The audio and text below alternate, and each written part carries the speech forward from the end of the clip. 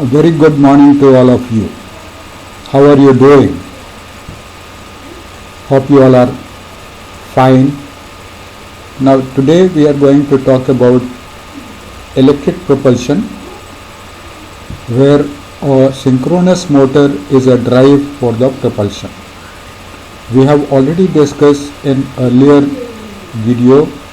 lecture, why we are using a synchronous motor, why not an induction motor.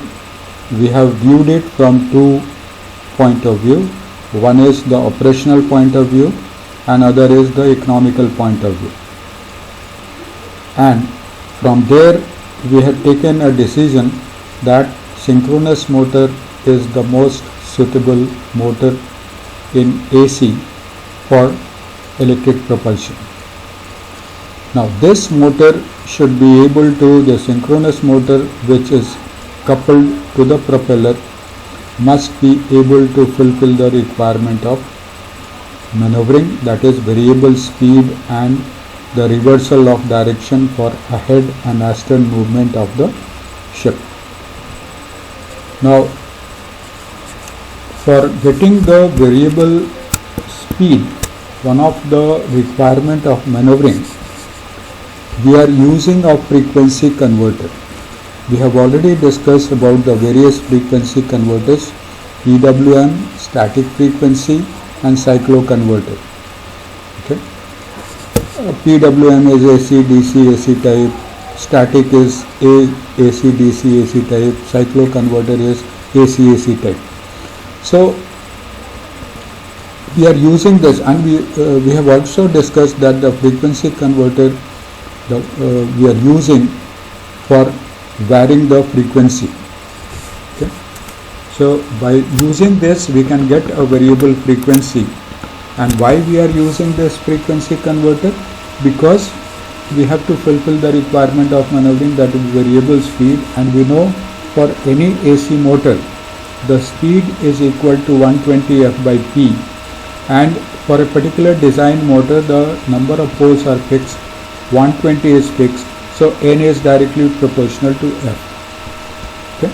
The speed is directly proportional to frequency. So if I have to get variable speed to fulfill the requirement of maneuvering, that we can achieve by varying the frequency. If I can get a variable frequency, we can get the variable speed. To get this variable frequency, we have used this static frequency converter, and we have already discussed in detail about the selection of this thyristor, pairing of this thyristor. We have talked about commutation. Okay. So all this we have done. We have gone through the sequence of firing, and we have seen how the rotor rotates. Okay. So all these things we have already discussed. Now here, and if I can get the RPM varied, then we are fulfilling one of the requirement of maneuvering. So in this system we have, this is your high voltage bus bar. Let us say the generator is generating high voltage at 6.6 kV, 3-phase, 60 Hertz is the generation capacity or the generator rating. Then from the high voltage bus bar we are taking the input through the circuit breaker, through the transformer to the frequency converter inverter side, and then it is converting the AC into DC. Then we are filtering the current, we are filtering through the DC link. This also serves another purpose of providing the commutation when the RPM of this motor is less than 10% of the rated RPM. Then the back EMF is not sufficient to cause the commutation, and that time the DC link provides, or the DC link necessitates the commutation, line commutation. So this we have already discussed. Now we'll see what happens here. This is your speed unit.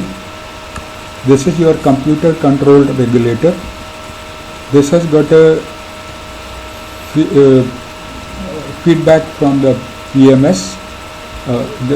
This is connected. This gets the signal through the PMS, power management system. This regulator is also connected through the two encoders, which are shaft speed encoder. This is your shaft speed encoder, and the other is shaft position encoder. So the feedback goes from these two encoders to the regulator, and the regulator will work depending upon the signal from the speed unit and the feedback. The power management system will send a signal for the required purpose for increasing or decreasing the RPM. This also, the computer control regulator also sends a signal to the converter unit to control the current through this converter unit, okay, to fulfill the requirement of acceleration. Okay, now take one example. Let us say I want to move the ship, and for that the ship was on stop. So I have given a command of say 50 RPM. I want 50 RPM from the motor. So I have given a command through this. That signal goes to the computer controller. Feedback from the shaft is 0. The propeller is not rotating. The ship is on stop. So it is compared here. 50 RPM is the demand. At the present condition, the shaft, the propeller is not rotating. So it is referred here, it is compared here, and then the PMS, power management system, sends a signal to both the stages, converter as well as an inverter, to control the current, and here to control the firing of the thyristor. Okay, the rate of switching of the thyristors.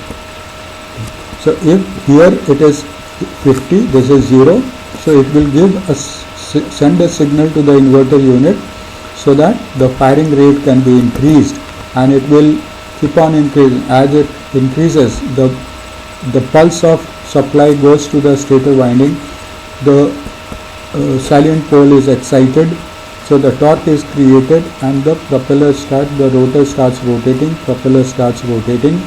The feedback goes from here, and accordingly the signal is sent. When the motor achieves 50 RPM, which is the demand RPM, then here it is 0, and then this is 50, this is 50, feedback is 50. So this will send a signal to continue that RPM till another command is given. Now next command is we want to increase it to 70 RPM. So 70 RPM, again here the signal goes to 70, the feedback is 50 RPM on the shaft.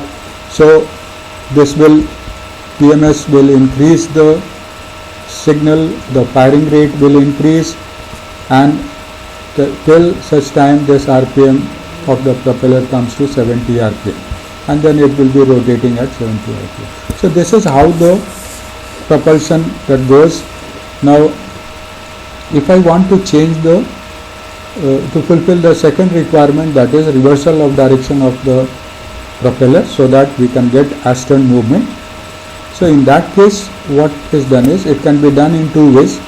Either by changing the phase, we can use a phase changing arrangement here between any of the 2-3 phases, or what we can do in this case is, we can change the firing sequence of this thyristor. As we have got two firing sequence, ahead and astern in case of two-stroke diesel engine, here we can simulate the unit of two-stroke diesel engine with this thyristors. There we are numbering the cylinders. Here also we have numbered the thyristors, and when we are firing in particular sequence for ahead firing, then the propeller is turning in for ahead direction and the ship moves in ahead direction. we can change the firing sequence of conduction of these thyristors, and then the reverse thrust can be created and the ship can be moved in astern direction. So this is how the requirement of maneuvering is fulfilled. Now quickly we will see what are the advantages when we are going for this electric propulsion. Now what are the advantages of electric propulsion? One is it has got flexibility of layout. Other is the other advantage is load diversity between the ship service load and propulsion load. Then economical part load running, low noise and vibration characteristic, ease of control, compact machinery space, so more space for cargo, and the ship will earn more freight. So this is all about the electric propulsion. Hope you have understood. If you have any problem, you are free to ask me any way you feel like, and this is all. So thanks for listening.